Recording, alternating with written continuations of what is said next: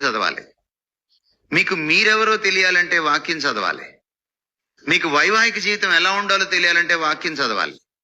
మీరు పిల్లల్ని ఎలా పెంచాలో తెలియాలంటే వాక్యం చదవాలి. మీరు పిల్లల్ని ఏమి చదివించాలి, ఏమి చదివించకూడదు, లోకంలో వాళ్ళు ఎలా బ్రతకాలి మీరు తెలుసుకోవాలంటే వాక్యం చదవాలి. మీరు ఉద్యోగం ఎలా చేయాలో తెలుసుకోవాలంటే వాక్యం చదవాలి. మీరు పక్కింటలతో ఎలా ఉండాలో తెలుసుకోవాలంటే వాక్యం చదవాలి. మీరు ప్రభుత్వానికి ఎలా లోబడాలో తెలుసుకోవాలంటే వాక్యం చదవాలి. మీరు పన్నులు ఎలా కట్టాలో తెలుసుకోవాలంటే వాక్యం చదవాలి. ప్రతి దానికి వాక్యం చదవాలి. Bible addresses every nook and cranny of the life, Christian life. ప్రతి మైన్యూట్ డీటెయిల్ ని కూడా బైబిల్ అడ్రస్ చేస్తోంది క్రైస్తవ జీవనంలో.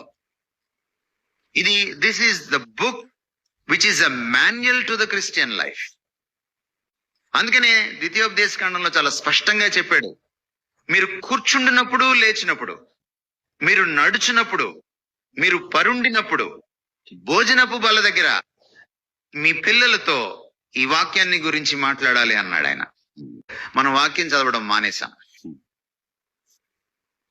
మనం యూట్యూబ్ లో చదవడము, ఫేస్బుక్ గోడ మీద చదవడము, లేకపోతే వాట్సాప్ స్టేటస్ మీద చదవడము, ఆటో వెనక చదవడము, ఇది ఎక్కువైంది తప్ప చాలా మంది 31వ తారీఖు అదేదో చిన్న స్లిప్లో తీసుకుంటారు కదా, ఏంటది వాగ్దానాలు, అది ఇందులోదే, 26 పుస్తకాల్లోదే.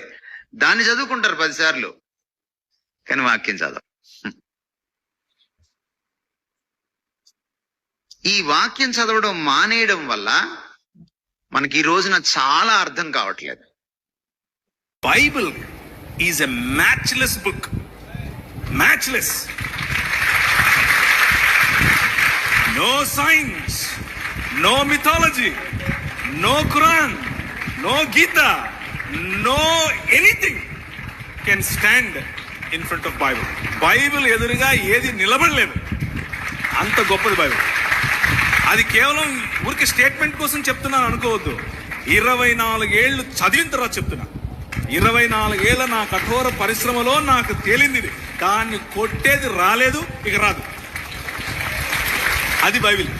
మొత్తానికి బైబిల్ ఏం చెప్తుంది అనంటే, దేవుని రాజ్య వారసులుగా కాకుండా సొంత రాజ్య నిర్మాణాలు, సొంత ఆలోచనల్లో బ్రతికితే మనిషి ప్రతి ఒక్కడు పాపమే చేస్తున్నాడు అన్నది చెబుతుంది బైబిల్. దానికి మినహాయింపు కేవలము యేసుక్రీస్తు మాత్రమే.